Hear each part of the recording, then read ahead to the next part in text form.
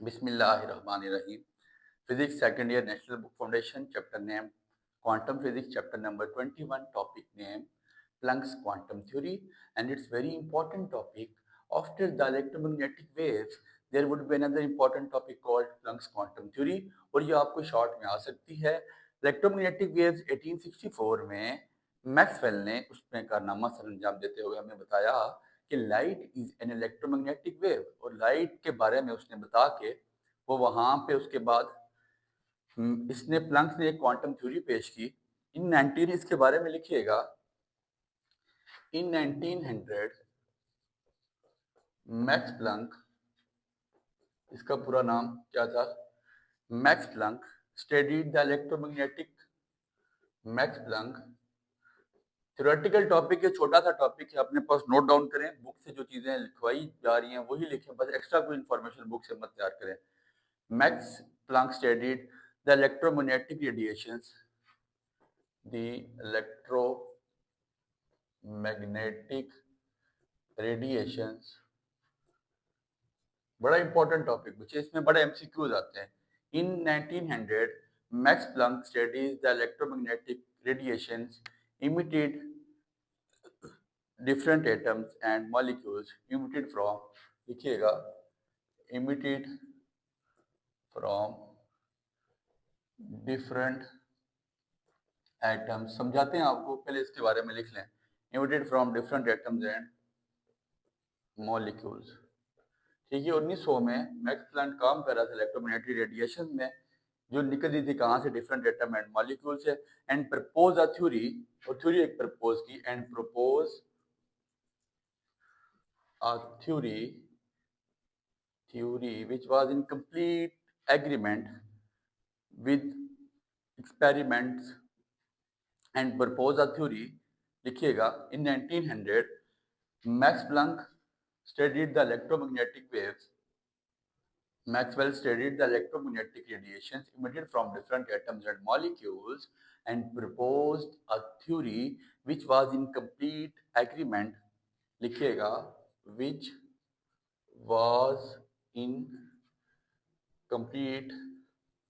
इसके बारे में लिख लें, समझाते हैं. थ्योरी जो है वो आप अपने पास, which was in complete agreement with experiments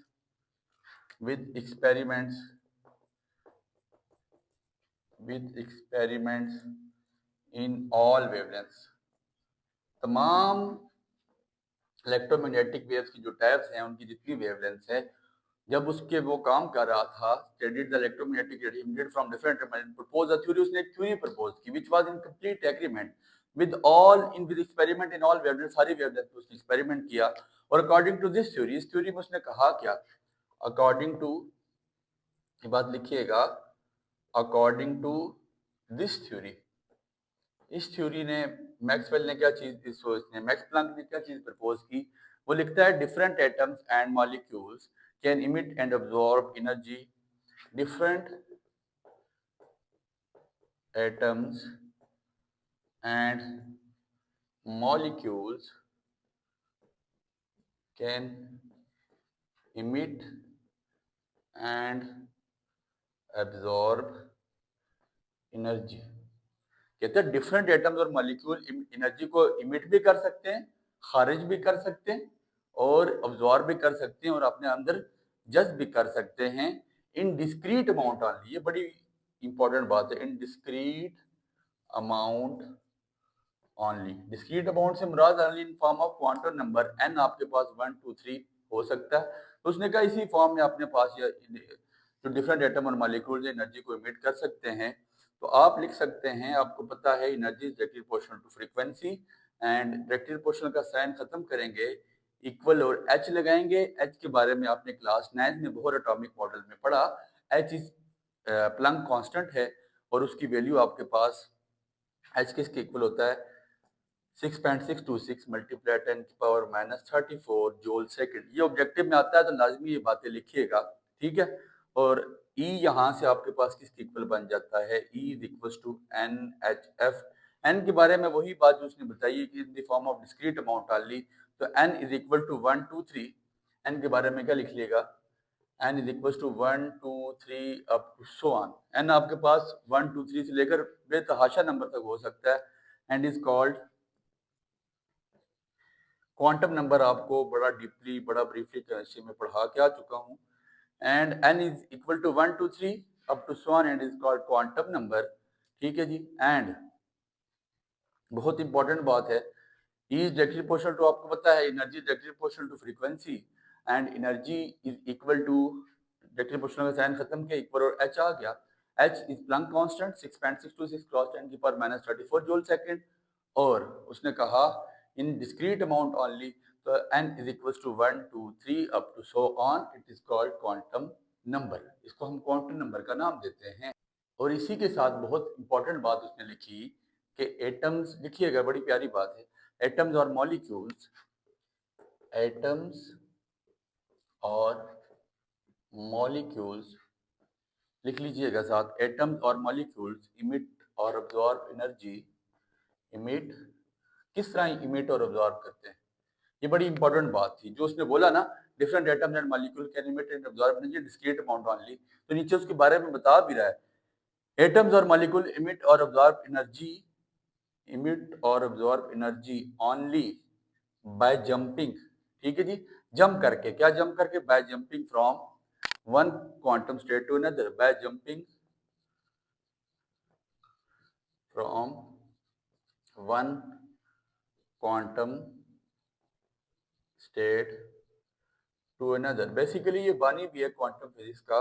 और इसने बड़ी प्यारी बात लिखी है कि एटम और मॉलिक्यूल इमिट एनर्जी, इमिट या अब्जॉर्ब एनर्जी तभी करते हैं जब वो जंपिंग करते हैं from one quantum state to another.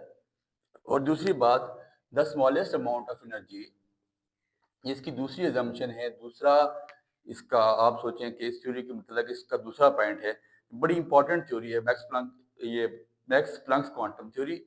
और इसमें से शॉर्ट क्वेश्चन लाजमी बनता है, the smallest amount of energy that can be emitted, the smallest amount of energy, amount of energy that can be emitted और एब्जॉर्ब। अब सबसे छोटी एनर्जी के बारे में बता रहे हैं, कितनी सबसे कम अमाउंट ऑफ एनर्जी एब्जॉर्ब हो सकती है, the smallest amount of energy that can be emitted और absorb in the form of electromagnetic radiation, in the form of electromagnetic radiation. Electromagnetic waves के बारे में, रेडिएशन के बारे में बहुत अच्छे से बता के आ चुके हैं। And in the form of electromagnetic radiations is known as quantum, is known as, तो उसको हम बेसिकली क्या कहा जाता है, क्वांटम। और इसका प्लूरल क्वांटा है। क्वांटम फिजिक्स का ये आप सोचें कि बानी है और इसने क्वांटम फिजिक्स में बहुत ज्यादा काम किया। तो लिखिएगा, the development of Planck's theory is the birth of quantum physics. ये इसके साथ का ही पॉइंट है, इसकी मतलब मैक्स प्लैंक का अजम्पशन तो नहीं है ये, इसका वो तो नहीं है, ये उसकी थ्योरी का पॉइंट तो नहीं है, लेकिन ये है कि बेसिकली ये बात आपको लाजमी पता होना चाहिए। आता है पूछता है who is the father of Yahoo, कि इसकी बर्थ कब हुई है क्वांटम फिजिक्स की, तो ये लाजमी बात लिखिएगा, द डेवलपमेंट ऑफ